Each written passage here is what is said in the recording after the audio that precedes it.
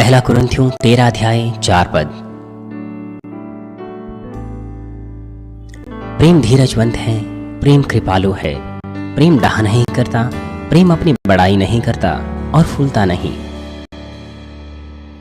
मसीह में प्रिय भाइयों और बहनों और टीवी दर्शकों, आत्मिक प्रेम श्रृंखला के ऊपर यह 8वां सत्र है। पिछले सत्र को शुरू करते हुए मैं आपको प्रेम की धारणा के बारे में आपको बता रहा हूं कि वास्तविकता में आत्मिक प्रेम क्या है। पिछले सत्र में मैंने आपको प्रेम के गुणों में से धीरज के किरदार के बारे में बताया था। आत्मिक प्रेम धीरजवंत है। आत्मिक प्रेम के धीरज का ढांचा पवित्र आत्मा के 9 फलों के धीरज से कहीं छोटा है। वह है व्यक्तिगत रूप से धीरज धरना, जो कि सहनशीलता है। जब आप परमेश्वर के वचन का पालन करते हुए प्रेम करने की कोशिश करते हैं तो आप अलग अलग आजमाइशों का सामना कर सकते हैं और आपको उनमें धीरज धरना है, अपने अहम के संदर्भ में सब बातों के साथ। आत्मिक धीरज अपने अंदर एकत्र दुर्भावनाओं को दबाना नहीं है, जैसे कि बैर, वरन यह अपने हृदय से बुराई को उखाड़ निकालना है, जिसकी वजह से दुर्भावनाएं आती हैं, और उन्हें प्रेम और दया में बदल देना है। आज मैं कृपालुता के विषय में बात करूंगा, जो कि आत्मिक प्रेम की एक विशेषता है। मैं निश्चित हूं कि आप सब मानवीन के सदस्य सबसे अधिक लालसा इस कृपालुता के लिए रखेंगे, बहुत से प्रकार के सत्य के हृदयों में से। वो इसीलिए क्योंकि आप बहुत अच्छे से जानते हैं कि हमारे परमेश्वर कितने प्रसन्न होते हैं जब वो अपने कृपालु बच्चों को देखते हैं। वो उनसे कितना प्रेम करते हैं और वो उन्हें कितनी आशीष देगा। यदि आपके पास परमेश्वर के दिए हुए कर्तव्य है तो अवश्य ही आपको इस कृपालुता को प्राप्त करने के लिए लालसा रखनी चाहिए, ताकि बहुत सी आत्माओं को बेहतर स्वर्गीय राज्य की ओर अगुवाई कर सको। पिता परमेश्वर अपने आप में प्रेम है और वो बहुत कृपालु है। इसीलिए आप पिता परमेश्वर के सदृश बन सकते हैं और स्वर्गीय बेहतर निवास स्थानों में जा सकते हैं, जिस सीमा तक आप कृपालु बनते हैं। कृपालुता के संदेश के द्वारा आप समझेंगे कि वास्तविकता में सटीक तौर पर कृपालु होना क्या है, और मैं चाहता हूं कि आप एहसास करें कि कृपालु को कैसे आपको साधना है और एक कृपालु हृदय अपने अंदर आप साध लें। बहुत सी आत्माएं आपके अंदर विश्राम पाने पाएं, उद्धार पाएं और भी सुंदर स्वर्गीय निवास स्थान में आपके द्वारा प्रवेश करें, और इससे भी बढ़कर आप और भी सुंदर निवास स्थान में प्रवेश करें और महान प्रतिफल स्वर्ग के राज्य में प्राप्त करें। हमारे प्रभु यीशु मसीह के नाम से मैं प्रार्थना करता हूं। मसीह में प्रिय भाइयों और बहनों, आज का पाठ कहता है कि प्रेम कृपाल है। यदि आपके पास आत्मिक विश्वास है तो आप कृपाल बनते हैं। यदि आप कृपालु है, इसका मतलब यह है कि आपके पास आत्मिक प्रेम है। इसका अर्थ यह है कि एक कृपालु व्यक्ति, मेरा मतलब है एक व्यक्ति जिसके पास कृपालुता है, उसके पास उतना ही आत्मिक प्रेम है जितना उसके पास कृपालुता है। इसीलिए अगर आपके पास सिद्ध कृपालुता है तो सिद्ध प्रेम आपके ऊपर आता है। सिद्ध कृपालुता, सिद्ध प्रेम। और अब किस तरह का हृदय कृपालु हृदय होता है? यहां पर कृपाल होने का अर्थ है वह हृदय जिसमें आप सबको ग्रहण कर सकते हैं। आप सभी लोगों को ग्रहण कर सकते हैं। इसलिए सभी के साथ आप मेल मिलाप रखते हैं। हो सकता है दूसरा आपके साथ मेल मिलाप में ना रहें, लेकिन आप नहीं, आप मेल मिलाप से रहेंगे। दूसरा आपके साथ मेल मिलाप नहीं रख पाता क्योंकि उसके अंदर बुराई है। यद्यपि प्रभु कृपालु था, लेकिन तो भी ऐसे लोग थे जिन्हें प्रभु पसंद नहीं था, क्योंकि वे बुरे थे और जलन रखते थे। वो भलाई को पसंद नहीं करते थे, उन्हें ज्योति पसंद नहीं थी। कृपालु व्यक्ति सभी को अपने हृदय में रख सकता है, चाहे उनमें से कोई उन्हें विश्वासघात ही क्यों ना करें, और बहुत से लोग उनमें विश्राम पाते हैं। इसीलिए एक व्यक्ति जिसके पास कृपालु हृदय है वो सभी के साथ मेल मिलाप रखता है। यदि आप सभी के साथ मेल मिलाप ना रखें और यदि आप पवित्र ना बने, निश्चित तौर पर आप प्रभु को नहीं देखेंगे। केवल तब जब आप कृपालु हैं आप परमेश्वर से मिलेंगे, प्रभु से मिलेंगे, और जो कुछ आप मांगेंगे वो आपको दिया जाएगा। आपको लगता नहीं कि आपको प्रभु और परमेश्वर से मिलना है कि आप उत्तर पा सकें? अगर परमेश्वर आपसे अपना मुख मोड़ लें तो आप कैसे उत्तर पाएंगे? इसीलिए क्योंकि कृपालु हृदय सभी को हृदय में रख सकता है, इसलिए बहुत से लोग उसमें विश्राम पाते हैं। एक डिक्शनरी कृपाल को इस प्रकार से दर्शाती है: सहानुभूतिपूर्ण होना या सहायकपूर्ण स्वभाव का होना, सहिष्णुता का स्वभाव होना, दीन होना। आप रुई की कल्पना कीजिए तो आप बेहतर समझ पाएंगे कि कृपाल हृदय कौन सा होता है। रुई कोई आवाज नहीं निकालती, चाहे कैसा ही पदार्थ उसके ऊपर क्यों ना गिरे। आप रुई के गुच्छे पर कोई धातु की वस्तु मारी, उससे कोई आवाज नहीं निकलेगी। लेकिन अगर आप एक पत्थर किसी धातु पर मारे, मेरा मतलब है अगर कोई पत्थर आप धातु पर मारे तो उसे आवाज निकलेगी, लेकिन रुई से नहीं, क्योंकि रुई जो कुछ भी उसके ऊपर आता है उससे ग्रहण कर लेती है, ना ही उस पर कोई प्रभाव पड़ता है।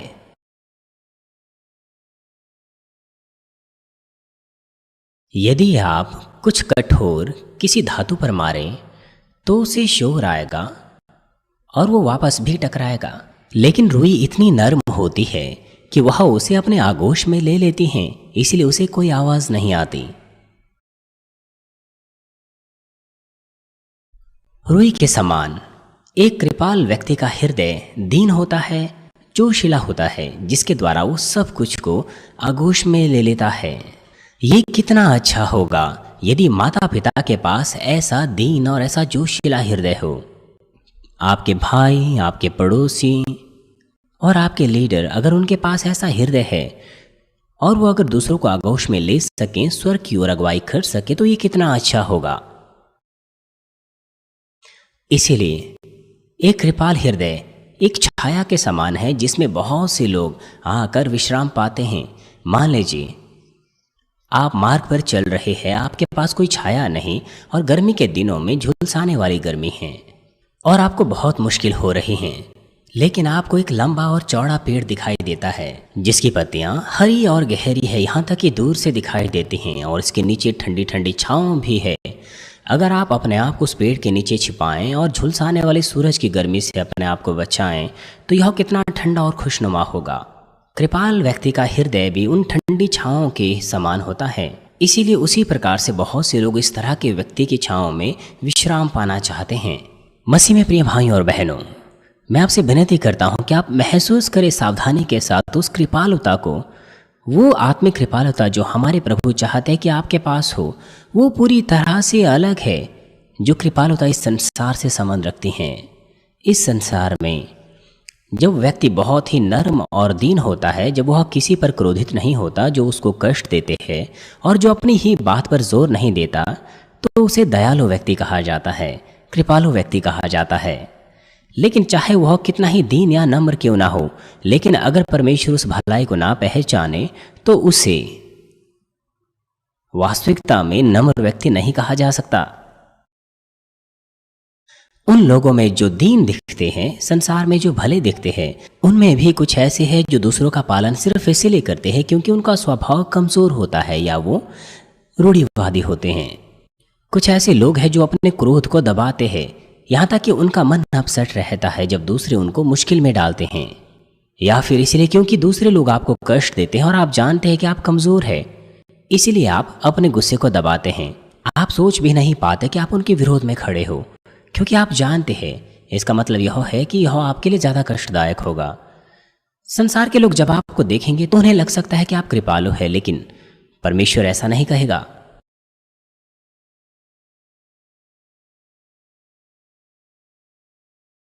और कुछ जो कम अक्लमंद होते हैं, वो हमेशा हंसते रहते हैं, चाहे उनसे कोई अभद्रता से व्यवहार करें या अपशब्द बोलें, लेकिन उन्हें कृपालु नहीं कहा जा सकता। और कुछ लोग एक व्यक्ति को कृपालु कहते हैं क्योंकि वह हमेशा मूर्ख व्यक्ति के समान मुस्कुराता है, लेकिन यह वास्तविकता में कृपालुता नहीं है। और ऐसा नहीं है कि उनके अंदर कोई बुराई नहीं है या उनके पास बहुत सा प्रेम है, इसलिए वो बहुत से बुरे लोगों को अपने हृदय में रख रहे हो या उन्हें सह रहे हो। और अब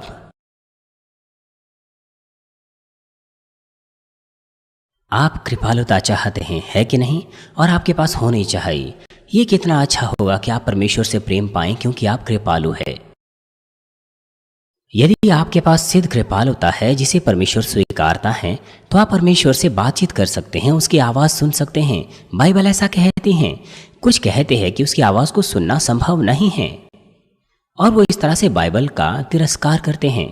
क्या बाइबल में परमेश्वर ने यह कहा कि वो केवल मूसा से बात करता था? वो मूसा से बात करता था क्योंकि मूसा कृपालु था। सिर्फ इतना ही नहीं, मूसा उसके तमाम घराने में विश्वास योग्य था। हनोक के साथ भी ऐसा ही था। सारे के सारे लोग जो परमेश्वर से बातचीत करते थे वे वैसे ही थे। इसलिए कृपालु होना कितना अच्छा है और कृपालुता कितनी अच्छी है। आत्मिक कृपालुता वो किसी कमी घटिया कमजोर स्वभाव का उत्पादन नहीं है, वरन यह बिना बुराई के आत्मिक प्रेम की परिपूर्णता का नतीजा है। इस प्रकार की आत्मिक कृपालुता के द्वारा आप किसी के भी विरोध में खड़ा नहीं होते, वरन उसे सहते हैं। और साथ ही साथ आप इसीलिए सहते हैं क्योंकि आप बुद्धिमान हैं। आपको याद रखना है कि आपको कृपालु इसीलिए नहीं माना जाएगा क्योंकि आप दूसरों को बिना किसी शर्त के समझते हैं और क्षमा करते हैं और सभी के लिए दीन बनते हैं। कृपालुता का अर्थ यह नहीं कि आपको सब कुछ को बिना किसी शर्त के क्षमा करना है। यहां तक कि हमारे प्रभु ने भी उन्हें क्षमा किया जो क्षमा पा सकते थे, लेकिन उसने उन्हें क्षमा नहीं किया जो क्षमा नहीं पा सकते थे। क्या आपको लगता है कि एक व्यक्ति के लिए क्या यह संभव है जो शारीरिक कृपालु है, जो शारीरिक है, कि वो इस तरह से कह सकें कि तुम सांप के बच्चों, तुम पर हाय? उसके लिए यह संभव नहीं है। यहां तक कि हमारा प्रभु इस संसार में सबसे अधिक कृपालु था, तो भी उसने कहा कि सांप के बच्चों तुम पर हाय। यहां तक कि वो अधिकार से लोगों को कहता था कपटी और सांप के बच्चों। इसीलिए, सिर्फ इसीलिए क्योंकि आप समझते हैं और बिना किसी शर्त के क्षमा कर लेते हैं, इसका मतलब यह नहीं कि आप कृपालु है। आपको अवश्य ही वह माफ नहीं करना चाहिए जो माफी के काबिल नहीं है। यदि आप उन चीजों को क्षमा करें तो चीजें गड़बड़ा जाएगी। आपको अवश्य ही उन्हें सही करना है, चाहे सजा भी क्यों ना देनी पड़े या अनुशासित क्यों ना करना पड़े।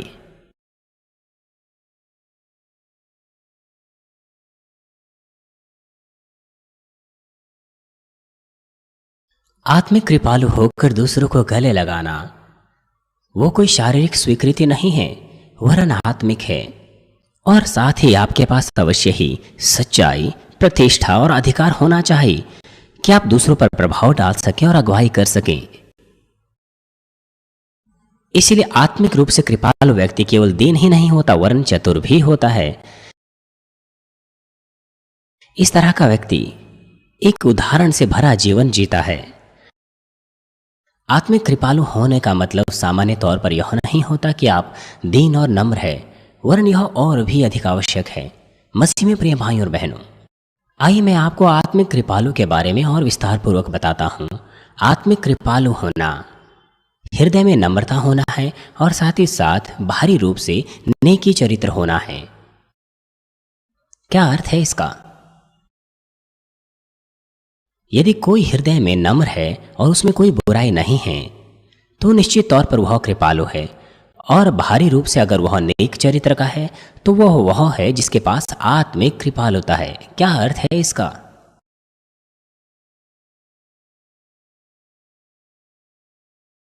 यद्यपि आपके पास कृपालु हृदय है जिसमें कोई बुराई नहीं है, केवल भलाई है, लेकिन यदि आपके पास केवल अंदरूनी दीनता है तो वह दीनता आपको इस योग्य नहीं बनाते कि आप दूसरों को गले लगा सकें और दूसरों पर सकारात्मक प्रभाव डाल सकें। इसीलिए जब आप ना केवल अंदरूनी कृपालुता को पाते हैं वरन बाहरी नेकी के गुणों को भी प्राप्त करते हैं, तो आपकी कृपालुता सिद्ध होती है और आप महान सामर्थ्य दिखा सकते हैं। नम्र हृदय के साथ साथ यदि आप नेक हृदय को पाते हैं तो बहुत से लोगों के हृदय को आप जीत सकते हैं और कहीं अधिक कर सकते हैं। तो फिर यह नेक होना, दूसरे शब्दों में सदाचार या साधुशीलता, ये क्या है? क्या आपको लगता नहीं कि आपको पता होना चाहिए कि यह सदाचार या साधुशीलता क्या है? एक बार फिर से यदि हम डिक्शनरी को देखें तो हमें यहाँ पर साधुशीलता के अर्थ मिलते हैं, जिसका अर्थ है सही के मानक के अनुरूप एक निश्चित नैतिक श्रेष्ठता, विचारों में और कार्यों में शुद्ध होना, एक लाभकारी विशेषता या किसी वस्तु की सामर्थ्य होना, प्रमुख रूप से ताकत या साहस, सराहनीय गुणवत्ता या लक्षण और कार्य करने की क्षमता। यह परिभाषा सदाचार के आत्मिक अर्थ पर भी लागू होती है। एक नेक व्यक्ति का मन सीधा होता है और वह अपने कामों में निष्पक्ष होता है, इसलिए वह मनुष्यों के उचित कर्मों के अनुसार कार्य करता है। दूसरे शब्दों में, वह अच्छे गुणों के साथ दूसरों पर सकारात्मक प्रभाव डालता है। वह दूसरों को शारीरिक बल से नहीं हराता, वरन बहुत से लोगों को उचित बातों और कार्यों के द्वारा उनकी कमी घटियों को समझते हुए और उन्हें गले लगाते हुए जीत लेता है। वो कभी भी किसी के विरोध में कहीं भी नहीं होता। बहुत से लोग उस पर भरोसा कर सकते हैं और वह उनसे तरफदारी और पहचान पाने के योग्य होता है। आत्मिक कृपालुता के लिए सदाचार की तुलना कपड़े पहनने से की जा सकती है। चाहे आप कितने ही महान और कितने ही सुंदर क्यों ना हो, अगर आप नंगे हो तो यह आपके लिए शर्म की बात है। उसी प्रकार से चाहे आपका हृदय कितना ही नम्र क्यों ना हो, यदि आप सदाचार को पाने में असफल रहे हैं तो आपकी भीतरी दयालुता की अहमियत प्रकट नहीं होगी। बजाय इसके दयालुता की ज्योति धुंधली हो जाएगी। मान लीजिए एक व्यक्ति का हृदय बहुत नम्र है, उसके अंदर कोई बैर नहीं और वो सबके साथ मेल मिलाप में है, परंतु जब वो बोलना चाहता है तो वह बहुत सी बातें ऐसी बोलना चाहता है जो वास्तविकता में आवश्यक नहीं होती। आप जानते हैं, जब आप टीवी देखते हैं तो ऐसे लोग होते हैं, टीवी पर ऐसी बातें बोलते हैं जो उन्हें नहीं बोलनी चाहिए। यहां तक कि वह बुरी बातें नहीं बोलता, लेकिन तो भी ऐसा लगता है कि उसके अंदर संस्कार नहीं, वो सोच समझ कर नहीं बोल रहा। दूसरे शब्दों में कहा नहीं जा सकता कि उसके पास सदाचार है, चाहे वो कितना ही नम्र क्यों ना हो। उसकी दयालुता ज्योति में नहीं आ सकती हैं उचित तरीके से, और दूसरों को ऐसा लग सकता है कि वो गैर भरोसेमंद है या फिर बेईमान है। और कुछ दूसरे ऐसे भी हो सकते हैं जो बहुत दीन हो, नम्र हो, किसी के विरोध में कोई दुर्भावनाएं वो नहीं रखते, ना गप्पे मारते हैं, ना दूसरों को कष्ट देते हैं, लेकिन तो भी दूसरों की सहायता करना, मदद करना, कोमलता से उन पर ध्यान देना, इन बातों की उनमें कमी पाई जाती हैं और नतीजन बहुत से लोगों को ग्रहण करने में उन्हें मुश्किलें होती हैं। इसी प्रकार से सदाचार का अर्थ है अंदर से कृपालु होना और साथ ही बाहर से भी उचित बातें और व्यवहार करना है, ताकि एक व्यक्ति बहुत से लोगों की अगुवाई कर सके। यदि हम पूरे इतिहास को देखें तो एक देश या तो वो संपन्न हुआ या फिर डगमगा गया, इस बात पर निर्भर करते हुए कि उसका राजा और अगुवा कौन था जो उस देश में शासन करता था। एक देश के लिए कि वो संपन्न हो और उन्नति करें तो उसके राजा और अगुओं को बुद्धिमान और सावधान रहना पड़ता था जब वो आश्रितों को मदद करते थे। कुछ राजा हृदय में तो नम्र थे, लेकिन अपनी प्रजा के हृदयों को जीतने में असफल रहे और देश को संपन्न बनाने में असफल रहे, सदाचार की कमी के कारण। जब मैं ऐतिहासिक ड्रामा देखता हूं टीवी पर, वहां पर ऐसे बहुत से राजा हैं, लेकिन जब बाइबल से तुलना करें तो एक भी ऐसा राजा नहीं था जो नेक हो। जब एक दुष्ट व्यक्ति बुरी खबर लाता था तो राजा उस पर ध्यान देता था और उसी पर विश्वास करता था। कोई राजा के पास आता है और कहता है ब्ला ब्ला ब्ला करके कुछ भी, कोई बुरी कहानी बनाता है और राजा उस पर विश्वास कर लेता है। जब कोई कहता है कि उसका एक अधीनस्थ जो बहुत विश्वास योग्य था वो राजा के विरोध में षड्यंत्र कर रहा है, तो राजा उस पर विश्वास कर लेता है। यहां तक कि वो उसका पसंदीदा अधीनस्थ है, लेकिन तो भी राजा उस पर विश्वास कर लेता है कि उसने ऐसा किया होगा। जब 1, 2 या 3 लोग या अधिक लोग राजा के पास आते हैं और वही बात कहते हैं तो राजा उस पर विश्वास कर लेता है। राजा यहां तक ये भी कहता है कि वो स्वयं उस व्यक्ति पर सताव करेगा। तमाम प्रकार के ऐतिहासिक ड्रामा जो मैंने देखे वो इसी प्रकार के थे। मैं याद नहीं कर सकता कि जिसने ऐसा ना किया हो। राजा उन बुरे लोगों पर विश्वास करता है और उन्हीं लोगों को आदेश देता है कि वो सत्य की जांच करें। तो फिर वो बुरे लोग उस व्यक्ति पर जिस पर गलत दोष लगे हैं सताव करते थे कि वो बुरा अंगीकार करें वो झूठा अंगीकार करें, वो इतना बुरा सताव उस पर करते थे।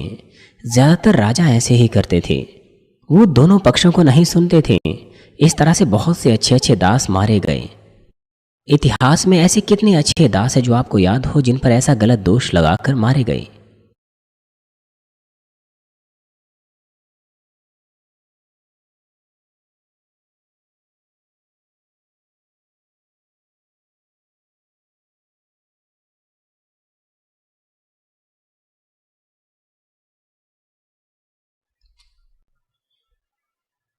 राजा को दोनों पक्षों को सुनना चाहिए और उसे पहचानना है, लेकिन ऐसा मामला मैंने कभी नहीं देखा।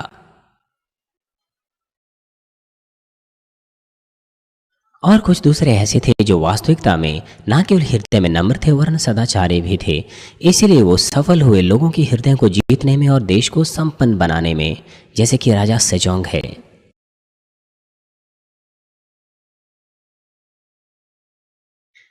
इसीलिए देश संपन्न होता था और लोग शांतिपूर्वक रहते थे। इसीलिए इन दो प्रकार के राजाओं में बेहतर फल कौन सा उत्पन्न कर पाया? बेशक बात वाला। यह है अंतर एक व्यक्ति में जिसके अंदर कृपालुता के साथ साथ सदाचार होता है और दूसरे व्यक्ति के अंदर नहीं होता।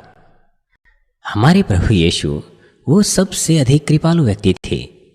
वो सब बातों में नम्र थे, जैसे कि मत्ती 12 अध्याय 20 पद में लिखा है कि वह कुचले हुए सरकंडे को ना तोड़ेगा और धुआं देती हुई बत्ती को ना बुझाएगा।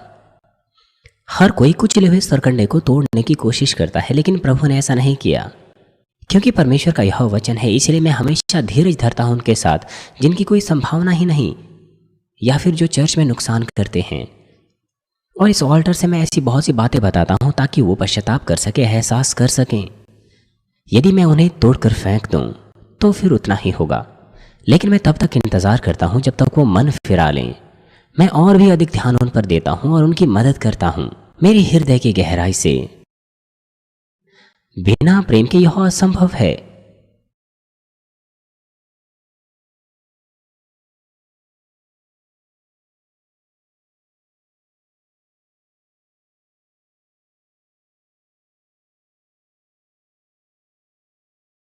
और धुआं देती हुई बत्ती को वह ना बुझाएगा जब तक न्याय को प्रबल ना करें। उसकी दया, कृपा और प्रेम और आत्माओं के लिए माफी वो इतनी बहुतायत की है। और साथ ही यीशु ने अपनी प्रतिष्ठा को अपनी बातों में, अपने कार्यों में और अपने प्रकटीकरण में प्रकट किया, जैसे कि मत्ती 12:19 में लिखा है कि वह ना झगड़ा करेगा, ना धूम मचाएगा और ना बाजारों में कोई उसका शब्द सुनेगा। एक डिक्शनरी प्रतिष्ठा को इस तरह से दर्शाती है कि शांत रहना, गंभीर रहना और अपने व्यवहार में नियंत्रित रहना है, जिससे लोग आपका आदर करते हैं।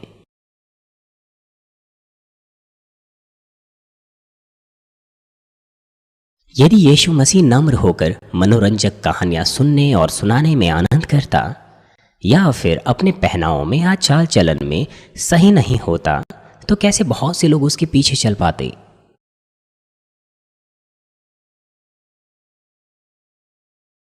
क्या आपको लगता है कि उसके चेले उसके पीछे चल पाते? जब वो प्रश्न करते थे, जब वो आत्मिक अर्थों को नहीं समझ पाते थे जो कुछ प्रभु कहता था, तो वो पूछ भी नहीं पाते थे। उसकी ऐसी प्रतिष्ठा थी कि आसानी से कोई उसे बोल भी नहीं पाता था। यहाँ तक कि वो प्रभु के साथ चलते थे, प्रभु के साथ खाते थे, तो भी वो उसे प्रश्न तक नहीं पूछ पाते थे। उसे पूछने में, वो कुछ भी पूछने में बड़े सावधान रहते थे।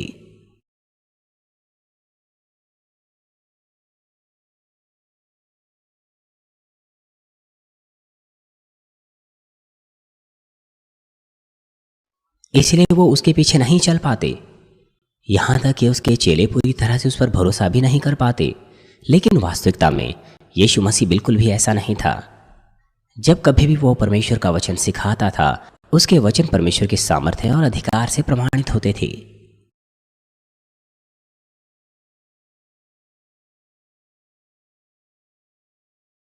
आप में से कुछ ऐसे जो लीडर्स हैं, वो अक्सर मुझसे इस तरह से कहते हैं। वो कहते हैं कि मैं तो लीडर हूं, लेकिन कुछ लोग मेरी बातें नहीं सुनते जो कुछ मैं कहता हूं। वो मुझे सुनने की कोशिश ही नहीं करते। तो फिर उस लीडर को अपने आप को मुड़कर जांचना चाहिए कि क्या मेरी बातें या मेरा व्यवहार इतना भला है कि वो मुझ पर भरोसा करें या मेरा अनुसरण करें। आपको अपने आप को मुड़कर देखना है। आपको एहसास करना चाहिए कि आपकी बातें और आपका व्यवहार कितना अनुचित रहा है कि वो आप पर भरोसा नहीं कर पाते। क्या मैंने अपने नीचे लोगों की बातों को ध्यान से सुना? क्या मैंने उन्हें अनदेखा नहीं किया? क्या मैंने उन्हें उत्साहित किया?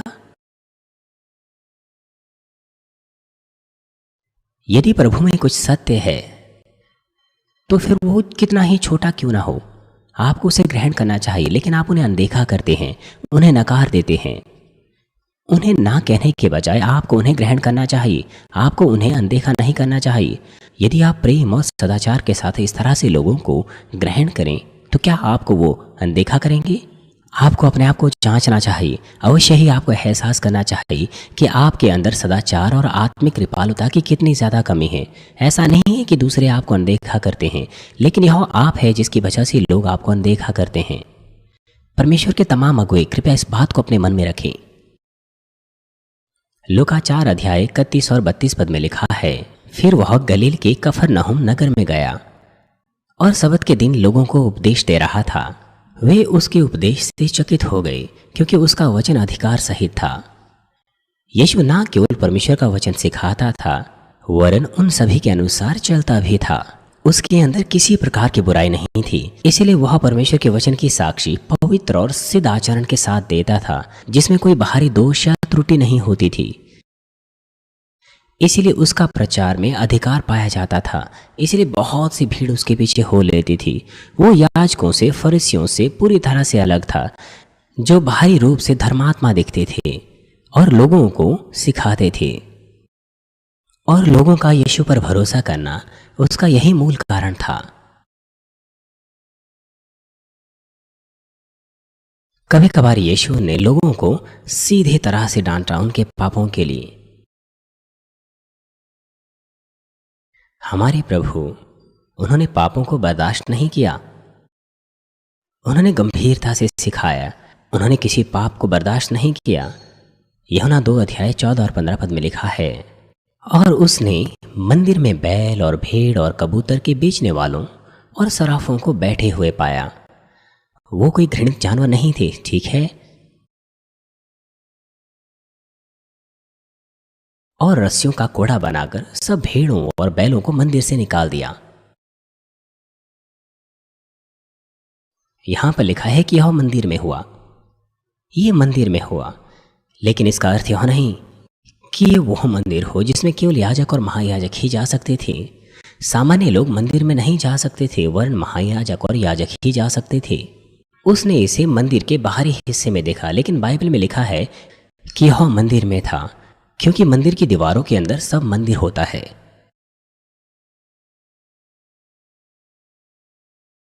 भेड़ और बैलों के साथ और सराफों के पैसे बिथरा दिए और पीड़ों को उलट दिया। आप सोचिए कि प्रभु ने किस तरह से किया। उसने रस्सियों का कोड़ा बनाया, भेड़ों और बैलों को मंदिर से निकाल दिया और सराफों के पैसे बिथरा दिए और पीड़ों को उलट दिया। शारीरिक लोग ऐसा कह सकते हैं कि हे, प्रभु को तो गुस्सा आया। वो ऐसा कह सकते हैं। वो ऐसा इसीलिए कहते हैं क्योंकि वो नहीं समझते कि प्रभु ने ऐसा क्यों किया, क्योंकि वह इसका आत्मिक अर्थ नहीं समझते। यदि वो आत्मिक अर्थ जानते, यदि वो आत्मिक चीजों को जानते तो वो ऐसा नहीं कहते।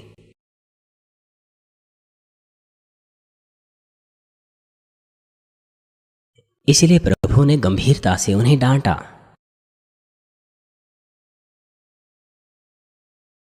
जब उसने उन्हें डांटा, उसने बड़े कड़े तौर पर ऐसा किया, क्योंकि यह ऐसी स्थिति थी जहां पर उसे गंभीरता से उन्हें डांटना पड़ा। इस चर्च में कुछ ऐसे लीडर्स हैं जो दूसरों को नहीं डांटते जब चीजें गलत होती हैं, वरन वो पीछे बैठकर देखने लग जाते हैं।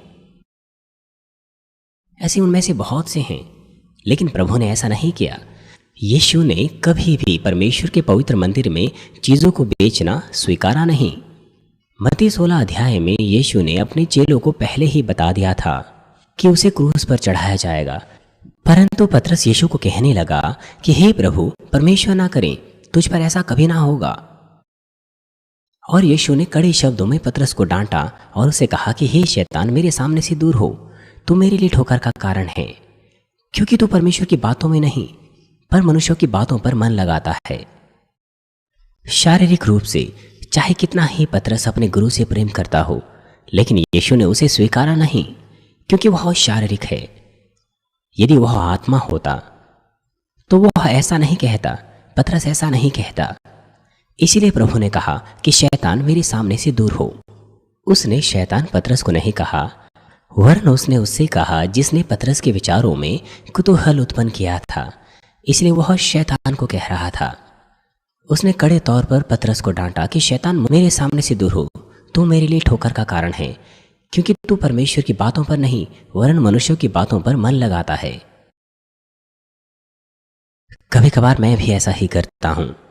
ऐसे लोग हैं जो चीजों को आत्मिक रीति से नहीं करते, वो शारीरिक तरीके से करते हैं। तो कभी कभार मैं उन्हें डांटता हूं, उन्हें झिड़कता हूं। चीजें दर्शाने के बाद भी अगर चीजें अभी भी सही नहीं होती तो मैं उन्हें डांटता हूं। कुछ लोग कहते हैं कि मैं गुस्सा हो रहा हूं, मैं गर्म मिजाजी दिखा रहा हूं जब मुझे वो इस तरह से देखते हैं। मुझे दर्शाना होता है, लोगों को डांटना होता है जब आवश्यक होता है। अगर मैं ऐसा ना करूं तो वो प्रेम नहीं है।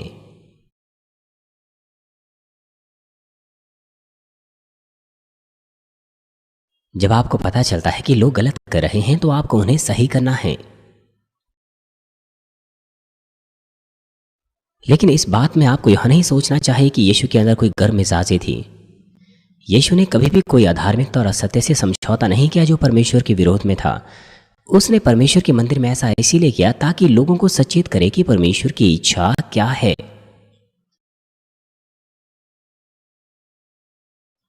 हमारे प्रभु यीशु पवित्र है, सिद्ध है, संपूर्ण है, जिनमें कोई बैर, कोई दुर्भावनाएं नहीं है। उनका हृदय प्रेम से भरा है, दया से और भलाई और प्रेम से भरा है।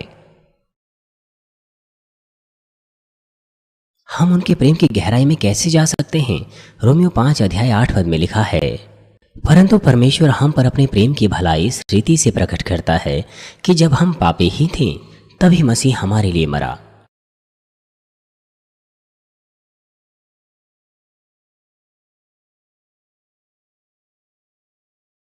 परमेश्वर ने अपना प्रेम अपने इकलौते पुत्र को देकर प्रदर्शित किया क्रूस पर बलिदान करने के लिए कि मैं तुमसे इतना प्रेम करता हूं। इसीलिए हम कहते हैं कि परमेश्वर प्रेम है। हमें हमारे पापों से मुक्त करने के लिए परमेश्वर ने अपने पुत्र को त्याग दिया, अपने इकलौते पुत्र को। उसने अपने पुत्र को क्रूस का बोझ उठाने दिया। ये प्रेम कितना महान प्रेम है। लेकिन ऐसे लोग हैं जो इस तरह से कहते हैं कि वो परमेश्वर का प्रेम महसूस नहीं करते। यीशु मसीह ने हमारे लिए क्रूस उठाया। जब मैं इस बात पर विश्वास करता हूं कि प्रभु ने मेरे लिए क्रूस को उठाया है तो फिर पाप क्षमा हो गए और हम उद्धार पाएंगे।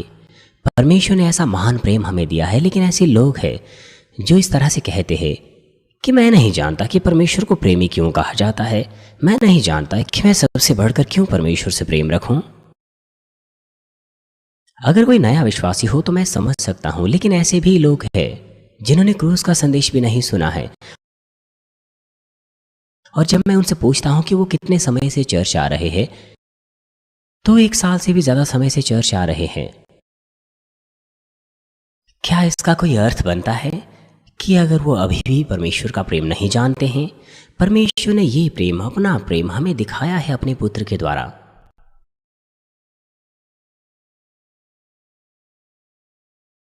अपने जीवन को दे देने के काम के द्वारा हम निश्चित तौर पर इस बात को एहसास कर सकते हैं, विश्वास कर सकते हैं। यीशु के अंदर अचल प्रेम पाया जाता था और दया पाई जाती थी, और उसने कभी भी किसी भी प्रकार के अधार्मिकता से समझौता नहीं किया, वरन उसने सिद्ध क्रियाओं को प्रकट किया। प्रेम और सदाचार के साथ वो तमाम आत्माओं को ग्रहण कर सकता था और उन्हें नियंत्रित कर सकता था। इसीलिए उसने अद्भुत परमेश्वर के कार्यों को बहुत सी आत्माओं को प्रकट किया, स्वर्ग का प्रचार उनके सामने किया। इसीलिए वो उनकी अगुवाई उद्धार के मार्ग की ओर कर पाया। प्यारे भाई और बहनों, आइए हम प्रेम और न्याय के बीच के संबंध को देखें। प्रेम और न्याय के बीच के संबंध का ज्ञान आपको आत्मिक कृपालुता को समझने में मदद करेगा। बहुत से लोग सोचते हैं कि दूसरों को समझना, क्षमा करना, उनके अपराधों को ढक देना, दीन बनना, जोशीला रहना, ये प्रेम है। लेकिन सच्चा प्रेम अधार्मिकता को ग्रहण नहीं करता। जैसे कि पहला कुरिन्थियों 13 अध्याय 6 पद में लिखा है कि प्रेम कुकर्म से आनंदित नहीं होता। आपको कुकर्म को अवश्य ही क्षमा नहीं करना चाहिए। इस कारण से कभी कभार पिता परमेश्वर, जो अपने आप में प्रेम है, कभी कभार वो हमें अचल प्रेम और दया देते हैं, लेकिन कभी कभार कड़े तौर पर पापियों को उनके पापों के लिए न्याय करते हैं।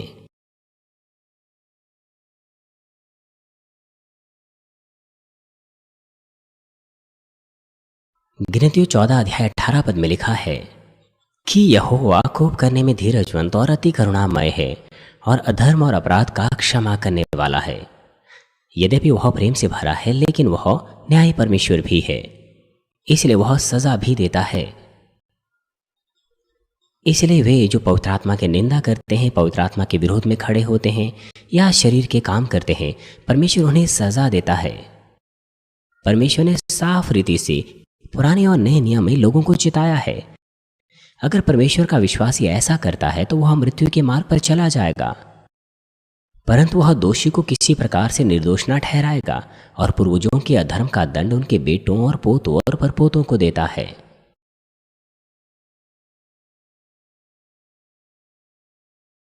यदि आपके दादा दादी, मेरा मतलब है अगर आपके पास दादा दादी हैं या पर दादा दादी हैं या पर दादा दादी हैं, अगर उन्होंने बहुत सी मूर्ति पूजाएं की है तो वो क्रोध आपके और आपके बच्चों के ऊपर आएगा, तो आपकी समस्याओं का समाधान नहीं होगा। चाहे आप प्रार्थनाएं ग्रहण करें, चाहे वचनानुसार जिएं, तो आपको संदेह करना पड़ेगा अपने पूर्वजों पर और मुड़कर देखना होगा कि क्या आपके पूर्वजों ने गंभीरता से परमेश्वर का विरोध तो नहीं किया,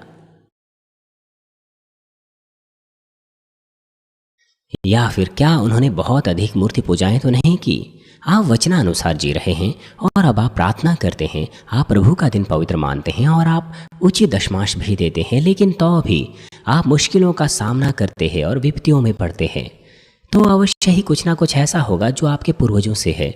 क्योंकि आप परमेश्वर के वचनानुसार जी रहे हैं, तो फिर जब आप अपने पूर्वजों की ओर से क्षमा मांगेंगे, मेल बलि अर्पण करेंगे, तो वह समस्या का समाधान हो जाएगा।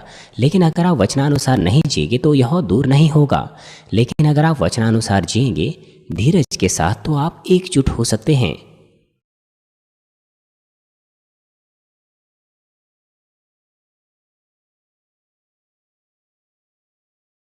यदि हमारा परमेश्वर सामान्य तौर पर बिना किसी शर्त के क्षमा करे, आत्माओं को ग्रहण करे जिन्होंने गंभीर पाप किए हैं, तो क्या वह सच्चा प्रेम होगा?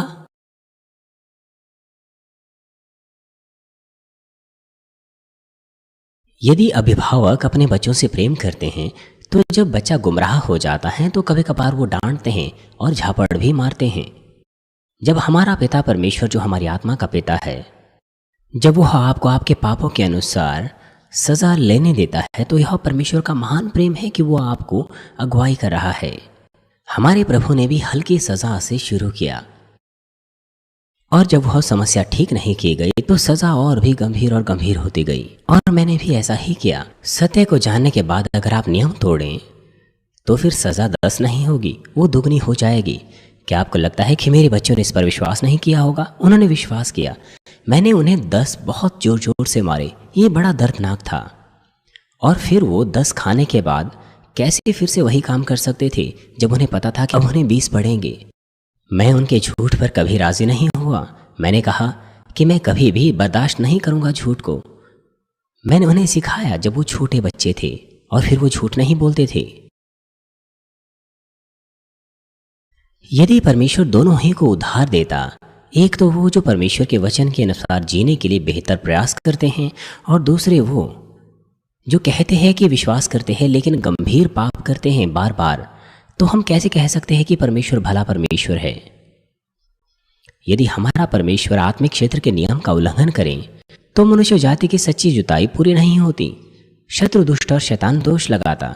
पिता परमेश्वर ने स्वर्ग और धरती को रचा, उसमें सब कुछ को रचा, लेकिन वह इन तमाम बातों को स्थापित किए हुए नियम के अनुसार चला रहा है। परमेश्वर न्यायी परमेश्वर है। इस क्षण तक भी सब कुछ को करने के लिए न्याय अनुसार और परमेश्वर की इच्छा को पूरा करने के लिए मुझे प्रार्थना करना पड़ा, बहुत सा उपवास करना पड़ा, और कभी कभार तो मुझे महान आजमाइशों से गुजरना पड़ा कि मैं अद्भुत परमेश्वर के सामर्थ्य को पाऊं और प्रकट करूं।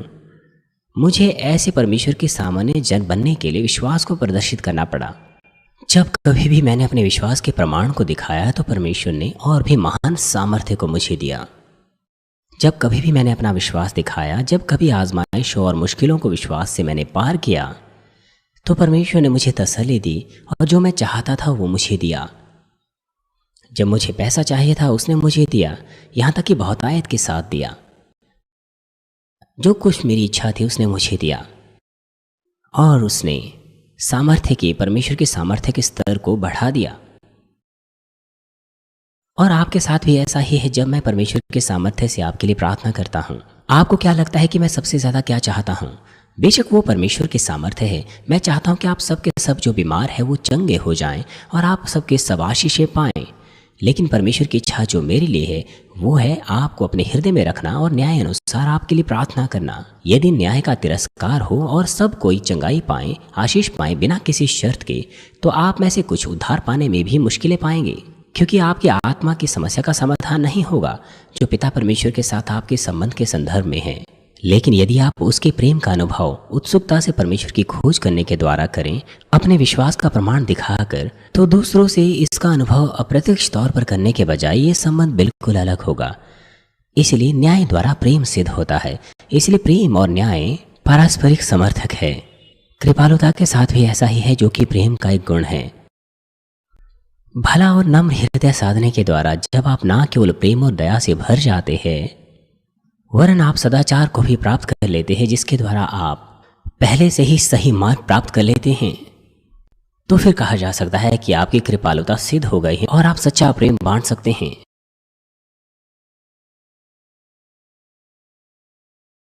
दूसरे शब्दों में आप बहुत से लोगों की अगुवाई उद्धार की ओर कर सकते हैं, सच्चे जीवन की ओर कर सकते हैं, उन्हें सच्चा विश्राम दे सकते हैं। क्या आप में कोई ऐसा है जो ये सोचता हो कि एक दयालु व्यक्ति बनना आसान नहीं है? बेशक आप एक कृपालु व्यक्ति एक दिन में नहीं बन सकते। एक वास्तविकता में कृपालु व्यक्ति पिता परमेश्वर के द्वारा उसकी कृपाल के लिए पहचाना जाता है। और कृपालु बनने के लिए सबसे पहले हृदय को आपको पवित्र करना है, सदाचार को पाना है। अगले सत्र में मैं आपको बताऊंगा कि विशेष तौर पर वास्तविकता में कृपालु हृदय साधने के लिए आपको क्या करना चाहिए, और मैं कुछ उदाहरण आपको दूंगा। प्यारे भाइयों और बहनों, क्या आपने सूरज और हवा के बीच में हुई प्रतियोगिता की कहानी सुनी है? आप में से ज्यादातर इस कहानी को जानते होंगे।